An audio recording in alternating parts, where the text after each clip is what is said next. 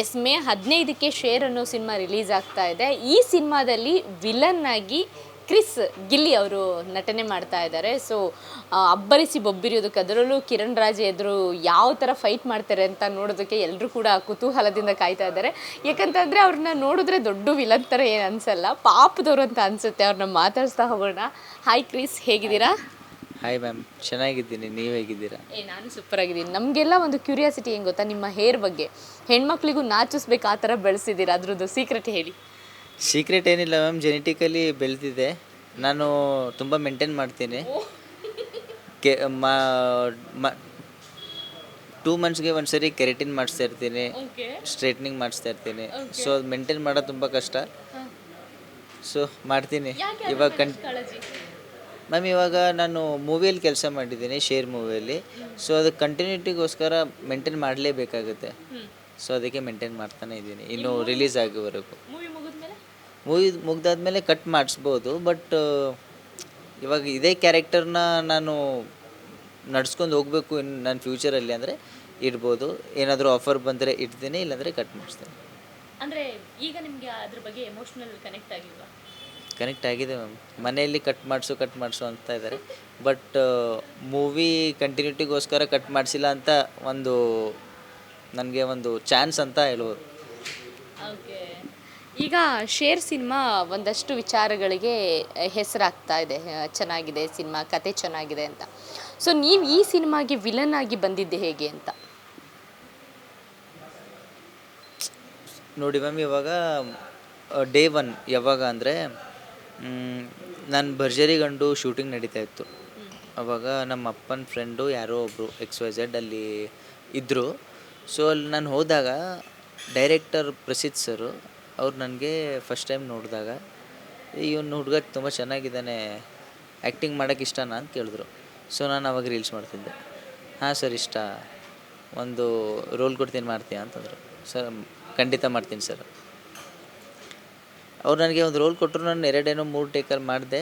So ಅವರು ನಮ್ಮ ಅಪ್ಪನ ಜೊತೆಯಲ್ಲಿದ್ದರು. ಓಕೆ ಒಂದು ಮೂವಿ ಮಾಡಿಬಿಡೋಣ ಸರ್ ಅಂತ ಹೇಳಿದ್ರು. ಓಕೆ ಅಂತ ಹೇಳಿದ್ರು. Within month movie script ready ಆಯಿತು, ನನ್ನ ಕ್ಯಾರೆಕ್ಟರ್ ರೆಡಿ ಆಯಿತು, ಎಲ್ಲ ರೆಡಿ ಆಯಿತು. ನನಗೆ ಡೈರೆಕ್ಟರ್ ಸರ್ ಏನಂತ ಕೇಳಿದ್ರು, ನಾನು ಡೈರೆಕ್ಟರ್ ಸರ್ಗೆ ಹೇಳಿದೆ, ಸರ್ ನಾನು ಹೀರೋ ಆಗಬೇಕು ಅಂತ. ಸೊ ಡೈರೆಕ್ಟರ್ ಸರ್ ಹೇಳಿದ್ರು, ನೀನು ಹೀರೋ ಆಗಬೇಕಾ ಅಥವಾ ನಿನಗೆ ಜನ ತೆರೆ ಮೇಲೆ ನೋಡಿದಾಗ ವಿಸಿಲ್ ಹೊಡಿಬೇಕಂತ. ಸೊ ನಾನು ಹೇಳಿದೆ, ಸರ್ ವಿಸಿಲ್ ಹೊಡಿಬೇಕು ಸರ್. ಹೀರೋಗೂ ವಿಸಿಲ್ ಹೊಡಿತಾರಲ್ಲ ಸರ್, ಹೀರೋಗೂ ವಿಸಿಲ್ ಹೊಡಿತಾರಲ್ಲ ಸರ್, ನಾನು ಹೀರೋ ಆದಮೇಲೆ ವಿಸಿಲ್ ಹೊಡಿಬೇಕು ಸರ್ ಅಂತ. ನೀನು ದುನಿಯಾ ಮೂವಿ ನೋಡ್ಬಿಟ್ಟು ಬಾ ನಾಳೆ, ಅವಾಗ ಹೇಳು ನೀನು ಹೀರೋ ಆಗಬೇಕಾ ಏನು ವಿಲನ್ ಆಗಬೇಕಾ ಅಂತ. ಸೊ ನೆಕ್ಸ್ಟ್ ಡೇ ಸರ್ ಬಂದರು, ಏನಾಗಬೇಕಪ್ಪ, ಏನು ವಿಚಾರ ಮಾಡಿದ್ಯಾ? ಸರ್ ವಿಲನ್ ಆಗಬೇಕು. ಸೊ ಅಲ್ಲಿಂದ ನನ್ನ ವಿಲನ್ ಜರ್ನಿ ಸ್ಟಾರ್ಟ್ ಆಯಿತು. ಗಿಲ್ಲಿ ಅಂತ ನನಗೆ ಪಾತ್ರ ಕೊಟ್ಟರು. ಸೊ ಅಲ್ಲಿಂದ ಕ್ಯಾರಿ ಮಾಡ್ಕೊಂಡು ಇಲ್ಲಿವರೆಗೂ ಬಂದಿದ್ದೀನಿ. ಈಗ ಹೀರೋ ಆಗಬೇಕು ಅಂತ ಇಂಡಸ್ಟ್ರಿಗೆ ಬಂದವರು ಅದೊಂದು ಆಸೆ ಇರುತ್ತೆ, ಯಾಕಂದರೆ ತೆರೆ ಮೇಲೆ ಹೀರೋಗಳನ್ನ ನೋಡಿ ನನ್ನನ್ನು ಹಿಂಗೆ ಒತ್ತು ಮೆರೆಸ್ತಾರೆ ಅಂತನೋ, ಅಥವಾ ನೀವು ಹೀರೋಯಿಸಮ್ ತೋರಿಸ್ಬೇಕು ಅನ್ನೋದು ಒಂದು ಆಸೆ ಇರುತ್ತೆ. ಸೊ ಇವಾಗ ಓಕೆ, ಇದು ದುನಿಯಾ ಸಿನಿಮಾ ನೋಡಿಕೊಂಡು ವಿಲನ್ ಆಗಬೇಕಂತ ಆಸೆ ಇಟ್ಕೊಂಡಿದ್ದೀರಾ. ಬಟ್ ಎಲ್ಲೋ ಈ ಆ್ಯಕ್ಟಿಂಗ್ ಮಾಡಬೇಕಾದ್ರೆ ಯಾವತ್ತೋ ಒಂದಿನ ಕಿರಣ್ ರಾಜ್ ಅವ್ರನ್ನ ನೋಡಿದಾಗ ನಾನು ಆ ಪ್ಲೇಸಲ್ಲಿ ಇರಬೇಕಿತ್ತು ಅಂತ ಅನ್ನಿಸ್ತಾ? ನನ್ನ ಕ್ಯಾರೆಕ್ಟರ್ ಆ ಥರ ಇದೆ, ಬಟ್ ನನಗೆ ಆ ಥರ ಏನು ಅನಿಸಿಲ್ಲ. ನಾನು ಹೀರೋ ಆಗಬೇಕಿತ್ತು, ನನಗೆ ಇದರಿಂದ ನನ್ನ ಫ್ಯೂಚರ್ ಇಲ್ಲ ಅಂತ ಆ ಥರ ಏನೂ ಅನಿಸಿಲ್ಲ. I love this character and I can do with this character. Okay, ಈ ಕ್ರಿಸ್ಸು ಇಂಡಸ್ಟ್ರಿಗೆ ಬರೋದಕ್ಕೆ ಸಾಕಷ್ಟು ಪ್ರಯತ್ನ ಪಟ್ಟಿದ್ದೀರಾ. ಯಾಕಂತಂದರೆ ನೀವು ಇಂಡಸ್ಟ್ರಿಗೆ ಬರೋಕ್ಕೆ ಅಂತಲೇ ರೀಲ್ಸ್ಗಳನ್ನ ಮಾಡಿಕೊಂಡು ಅದರಲ್ಲಿ ಫೇಮಸ್ ಆಗೋದಕ್ಕೆ ಟ್ರೈ ಮಾಡಿದ್ರಿ. ಯಾಕೆ ಇಷ್ಟೊಂದು ಲೇಟ್ ಆಗಿದ್ದು? ಯಾವ ಥರದ್ದು ಪ್ರಯತ್ನ ಪಡಲಿಲ್ವಾ? ದಾರಿಗಳು ಸಿಗಲಿಲ್ವಾ? ಟು ಬಿ ಫ್ರ್ಯಾಂಕ್, ನಾನು ಮುಂಚೆ ಇಂಡಸ್ಟ್ರಿಗೆ ಬರ್ತೀನೋ, ನಾನು ಬರಬೇಕಂತ ಬಂದಿಲ್ಲ. ನಾನು ಒಂದು ವೇ ಸಿಗಲಿಲ್ಲ ಅಂತ ಬಂದಿಲ್ಲ. I don't know how to enter industry. ಅಂದರೆ ಇಲ್ಲಿ ಹೆಂಗೆ ಬರೋದು, ಇಲ್ಲಿವರೆಗೂ ಹೆಂಗೆ ರೀಚ್ ಔಟ್ ಆಗಬೇಕು, ಯಾರು ಗೊತ್ತಿರಲಿಲ್ಲ ಮುಂಚೆ. ಹೆಂಗೆ ಬರಬೇಕು, ಏನು ಮಾಡಬೇಕು ಅಂತೇನು ಸಪೋರ್ಟ್ ಇರಲಿಲ್ಲ. ಸೊ ಅದಕ್ಕೆ ನಾನು ಇವಾಗಿಷ್ಟು ಲೇಟ್ ಆಯಿತು ಬರೋಕ್ಕೆ. ಈಗ ಅಂದರೆ ಈ ಪ್ರಯತ್ನ ಇಲ್ದಲೇ ಆಗಲಿಲ್ಲ ಅಂತಲ್ಲ, ರೀಲ್ಸ್ ಎಲ್ಲ ಮಾಡಬೇಕಾದ್ರೆ ಯಾರು ಹೇಳಲಿಲ್ವಾ ದಾರಿಗಳನ್ನ, ಈ ಥರ ಒಂದು ವೇ ಇದೆ? ನಾರ್ಮಲಿ ಎಲ್ಲ ಯೂತ್ಸು ರೀಲ್ಸ್ ಮಾಡ್ತಾರೆ. ಸೊ ಎಲ್ಲರಿಗೂ ಚಾನ್ಸ್ ಸಿಗಲ್ಲ. ಸೊ ನಮ್ಮ ಅಪ್ಪ ನನಗೆ ಒಂದು ಅವಕಾಶ ಮಾಡಿಕೊಟ್ಟಿದ್ದಾರೆ. ಅವರಿಗೆ ತುಂಬ ಧನ್ಯವಾದವನ್ನು ಸಲ್ಲಿಸ್ತೀನಿ. ಈಗ ತಂದೆನೇ ಮಗನ ಕನಸಿಗೆ ದಾರಿ ಮಾಡಿಕೊಡೋದು ಅದು ಕಾಮನ್, ಅದು ನಿಮಗೆ ಮಕ್ಕಳ ಕನಸನ್ನು ಪೇರೆಂಟ್ಸ್ ಈಡೇರಿಸುವಂಥದ್ದು. ಸೊ ಈ ಸಿನಿಮಾ ಮಾಡಬೇಕು ಅಂತ ಅಂದಾಗ ಬಜೆಟು ಜಾಸ್ತಿ ಆಗುತ್ತೆ. ಸೊ ಅವಾಗ ನಿಮ್ಮ ಪೇರೆಂಟು ಏನಂದರು, ನಿಮ್ಮ ತಂದೆ ಏನಂದರು, ಮಾಡೋಣ ಅಂತ ಮುಂದುವರೆದ್ರಾ ಅಥವಾ ಬೇಡ ಬಿಟ್ಬಿಡು ಅಂತ ಏನಾದ್ರು ಅಂದಿದ್ರಾ? ಇಲ್ಲ, ಮಾಡೋಣ ಅಂತ ಮುಂದುವರೆದಿದ್ದಕ್ಕಾಗಿ ಇವತ್ತು ಇಲ್ಲಿವರೆಗೂ ಬಂದು ಪೋಸ್ಟ್ ಪ್ರೊಡಕ್ಷನಲ್ಲಿ ನಿಂತಿದ್ದೀವಿ. ಇದೇ ತಿಂಗಳು 15ನೇ ತಾರೀಕು ರಿಲೀಸ್ ಆಗ್ತಾಯಿದೆ. ಸೊ ಏನು ಹಿಂಜರ್ದಿಲ್ಲ, ಮಾಡೋಣ ಅಂತಲೇ ಮುಂದಾಗಿ ಮಾಡಿಬಿಟ್ಟು. ಫ್ಯಾಮಿಲಿ ತುಂಬ ಸಪೋರ್ಟ್ ಯಾರು? ಇಡೀ ನಮ್ಮ ಫ್ಯಾಮ್ಲಿ ಜಾಯಿಂಟ್ ಫ್ಯಾಮ್ಲಿ ಇದೆ. ಅಜ್ಜಿ ತಾತಗೆ 4 ಜನ ಮಕ್ಕಳು, ಗಂಡು ಮಕ್ಕಳು. ನಮ್ಮಪ್ಪ ಫಸ್ಟು, ಇನ್ನು 3 ಜನ ಇದ್ದಾರೆ. ಒಬ್ಬರು ಆಸ್ಟ್ರೇಲಿಯಾ, ಇಬ್ಬರು ಬೆಂಗಳೂರಲ್ಲಿ, ನಮ್ಮಪ್ಪ ಬೀದರಲ್ಲಿ ಇರೋದು.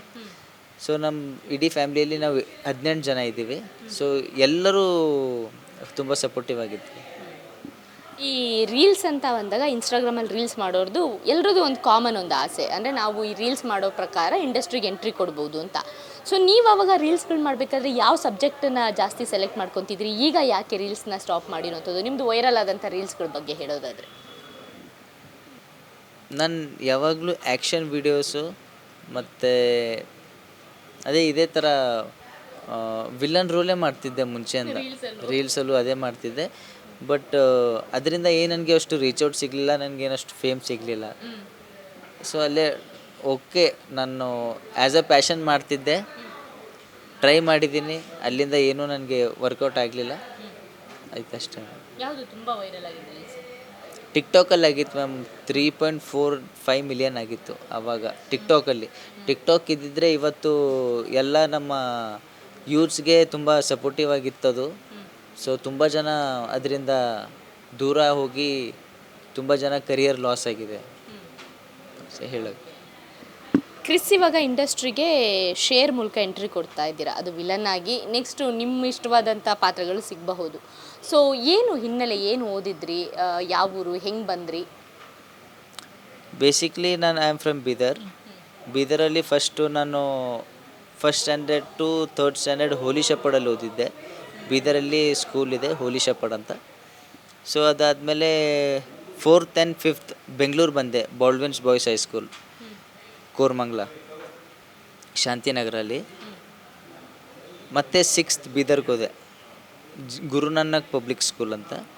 Then 7th 8th 9th 10th I completed my 10th in Shaheen group of institution, ಅದು ಕೂಡ ಬೀದರಲ್ಲಿದೆ. ಅಲ್ಲಿಂದ ನಾನು ಬಳ್ಳಾರಿ ಹೋದೆ, ನಂದಿ ಇಂಟರ್ನ್ಯಾಷನಲ್ ಸ್ಕೂಲ್ ಅಂತ. ಫಸ್ಟ್ ಇಯರಲ್ಲಿ ಕಂಪ್ಲೀಟ್ ಮಾಡಿಬಿಟ್ಟು, ಫಸ್ಟ್ ಇಯರ್ ಆದಮೇಲೆ ಕೋವಿಡ್ ಬಂತು. ಸೊ ಕೋವಿಡ್ ಬಂದಾದಮೇಲೆ ಎಲ್ಲೂ ಮನೇಲಿ ಎಲ್ಲ ಭಯಪಟ್ಟು ಎಲ್ಲೂ ಹೋಗ್ಬಿಡಪ್ಪ, ನೀವು ಬೀದರಲ್ಲೇ ಇರು ಅಂಥೇಳಿ ಮತ್ತೆ ಅಲ್ಲಿಂದ ಗುರುನಾನಕ್ PU ಕಾಲೇಜಲ್ಲಿ ಹಾಕಿ ಸೆಕೆಂಡ್ ಇಯರ್ ಕಂಪ್ಲೀಟ್ ಆಯಿತು. ಸೆಕೆಂಡ್ ಇಯರ್ ಮುಗ್ದಾದ್ಮೇಲೆ ಅದೇ ಕಾಲೇಜಲ್ಲಿ BCA ಜಾಯ್ನ್ ಆಗಿ ಅಲ್ಲಿ BCA ಡಿಗ್ರಿ ಕಂಪ್ಲೀಟ್ ಮಾಡ್ಕೊಂಡಿದ್ದೆ ಇವಾಗ ಸದ್ಯಕ್ಕೆ. ಈಗ ಮೇ 15ಕ್ಕೆ ಸಿನಿಮಾ ರಿಲೀಸ್ ಆಗ್ತಾ ಇದೆ. ನಿಮಗೆ ಫಸ್ಟು ಸಿನಿಮಾ ಖಂಡಿತ ಕನಸೆಲ್ಲ ನೆನೆಸಾಗ್ತಿದೆ, ಎಷ್ಟು ಎಕ್ಸೈಟ್ಮೆಂಟ್ ಇದೆ ಅಂತ? ತುಂಬ ಎಕ್ಸೈಟ್ಮೆಂಟ್ ಇದೆ ma'am. I think I did my best. ತುಂಬ ಧೈರ್ಯ ಇದೆ ನನಗೆ. ಎಲ್ಲರೂ ಹೋಗಿ ನನಗೆ ಹೊಗಳ್ತಾರಂತ ನನಗೆ ಭರವಸೆ ಇದೆ ಕರ್ನಾಟಕ ಜನತೆ ಮೇಲೆ. ಈ ಒಂದು ಶೂಟಿಂಗ್ ಎಕ್ಸ್ಪೀರಿಯನ್ಸ್ ಹೇಳ್ಕೊಳ್ಳೋದಾದ್ರೆ, ವಿಲನ್ ಅಂತಾರೆ ಫೈಟ್ಗಳು ಜಾಸ್ತಿ ಇರುತ್ತೆ. ನಿಮಗೆ ಹೇಗಿತ್ತು ಮೆಮೊರೀಸ್? ಅದಕ್ಕೆ ಒಂದು ಕಂಪ್ಲೀಟ್ ಮೆಮೊರೀಸ್ನ ಕಲೆಕ್ಟ್ ಮಾಡ್ಕೊಳ್ಳೋದಾದರೆ ಶೇರ್ ಅಂದಿದ ತಕ್ಷಣ ಏನು ನೆನಪಾಗುತ್ತೆ? ನಾನೇನು ಮುಂಚೆ ಏನು ಮೂವೀಸ್ ಮಾಡಿಲ್ಲ. ಇದು ಒಂದು ನನಗೆ ಫಸ್ಟ್ ಎಕ್ಸ್ಪೀರಿಯೆನ್ಸು. ತುಂಬ ಹೇಳಬೇಕಂದ್ರೆ ತುಂಬ ಇದೆ, but I can't explain it in 2 words ಅಂತ. ಫೈಟ್ ಸೀನ್ಸ್ ಅಂದರೆ ಕಿರಣ್ ಸರ್ ಜೊತೆ ನನಗೆ ಫೈಟ್ ಸೀನ್ ಇದೆ, ತನಿಷಾ ಕುಪಂಡ ಮ್ಯಾಮ್ ಸರ್ ಜೊತೆ ಫೈಟ್ ಸೀನ್ ಇದೆ, ಶೋಭರಾಜ್ ಸರ್ ಜೊತೆ ಫೈಟ್ ಸೀನ್ ಇದೆ, ಯಶ್ ಶೆಟ್ಟಿ ಸರ್ ಜೊತೆ ಫೈಟ್ ಸೀನ್ ಇದೆ, ಎಲ್ಲರ ಜೊತೆ ಇದೆ. ಬಟ್ ನನ್ನ ಸೈಜ್ ಪ್ರಕಾರ ಐ ಕ್ಯಾಂಟ್ ಡಿಫೀಟ್ ದೆಮ್ ಅಂತ ಲಾಸ್ಟಲ್ಲಿ ತೋರಿಸ್ಬೋದು. ಅಂದರೆ ಯಾರ ಜೊತೆ ಫೈಟ್ ಮಾಡಿ ತುಂಬ ಇಷ್ಟ ಆಯಿತು ಅಥವಾ ರಿಸ್ಕ್ ಅನ್ಸಿದ್ದು ಯಾರ ಜೊತೆ? Yash Shetty sir and Sobhraj sir. ಹೆಂಗೆ, ಏನು ವಿಚಾರ, ಯಾವ ಥರ ಅನಿಸ್ತು ರಿಸ್ಕ್ ಅಂತ? ಎಲ್ಲಕ್ಕಿಂತನೂ ಶೋಭರಾಜ್ ಸರ್ ಮತ್ತು Yash Shetty sir fight I can't reveal it. ಅದೇ ಕ್ಲೈಮ್ಯಾಕ್ಸ್ ಫೈಟು. ಅದರಿಂದನೇ ಮೂವಿ ಫುಲ್ ಟರ್ನ್ ಓವರ್ ಅಲ್ಲೇ ಇದೆ ಮ್ಯಾಮ್. ಪೆಟ್ಟಾಗಿದ್ದುಂಟಾ? ಹಾಂ, ತುಂಬ ತಲೆಯಲ್ಲಿ ಪೆಟ್ಟಾಗಿದೆ, ಬಾಟಲು ಎಲ್ಲೆಲ್ಲೋ. ಕಿರಣ್ ಸರ್ ಜೊತೆ HMTಯಲ್ಲಿ ಫೈಟ್ ಸೀನ್ ಇತ್ತು, ಆವಾಗ ನನಗೆ ರೋಪಿಂದ ಎಳಿತಾರೆ, ಕೆಳಗಡೆ ಬೆಡ್ ಇರಲಿಲ್ಲ, ಹಂಗೆ ಇದ್ರ ಮೇಲೆ ಟೈಲ್ಸ್ ಮೇಲೇ ಎಳ್ದಿದ್ದಾರೆ. ಅದು ರಫ್ ಟೈಲ್ಸ್ ಇರುತ್ತಲ್ಲ, ಅದರಲ್ಲಿ ಎಳ್ದಿದ್ದಾರೆ. ಇಲ್ಲೆಲ್ಲ ಪಕ್ಕೆಯಲ್ಲೆಲ್ಲ ಹತ್ತಿತ್ತು. ಸೊ ಚೆನ್ನಾಗಿತ್ತು ಎಕ್ಸ್ಪೀರಿಯೆನ್ಸು. ಹರ್ಟ್ ಆದ್ರೇ ಕಲಿಯೋತ್ತಾಗುತ್ತೆ ಅಂತ ಹೇಳೋದು. ಏನಂದ್ರು ಆ ಥರ ಗಾಯ ಎಲ್ಲ ನೋಡಿದಾಗ ನಿಮ್ಮಮ್ಮ? ಯಾರಿಗೂ ಗೊತ್ತಾಗಿಲ್ಲ, ನಾನು ಯಾರಿಗೂ ಹೇಳಿಲ್ಲ. ನೀವೇ ವಾಸಿ ಮಾಡಿ? ನಾನೇ ವಾಸಿ ಮಾಡ್ತೀನಿ. ಆ ಥರದ್ದು ಎಷ್ಟಿದೆ ಮೆಮೊರೀಸ್ ಆ ಥರ ಗಾಯಗಳಾಗಿದ್ದು? ಗಾಯ ಆಗಿದ್ದು ಅದೇ ಒಂದು ಫೈಟಲ್ಲೇ ಗಾಯ ಆಗಿತ್ತು. ಇನ್ನೊಂದು ಬಾಟ್ಲ್ ಇರುತ್ತಲ್ಲ, ಬಾಟ್ಲ್ ಹೊಡೆಯುವಾಗ ನನ್ನ ಕೈಯಲ್ಲೇ ಗಾಯ ಆಯಿತು. ಅಪೋನೆಂಟ್ಗೆ ಏನಾಗಿಲ್ಲ, ನನಗೆ ಗಾಯ ಆಯಿತು.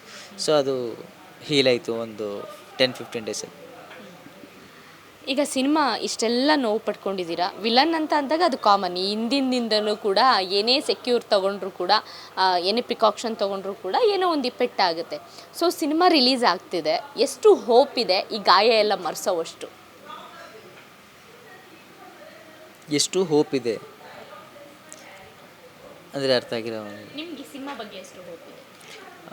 ಸಿನಿಮಾ ಬಗ್ಗೆ ಹೋಪ್ ಹೇಳಬೇಕಂದ್ರೆ, ನಿಮ್ಮನ್ನ ಜನ ಅಕ್ಸೆಪ್ಟ್ ಮಾಡ್ಕೊಳ್ಳೋ ಅಷ್ಟು ಯಾವ ಥರ ಅಕ್ಸೆಪ್ಟ್ ಮಾಡ್ಕೊಳ್ತಾರೆ ಜನ?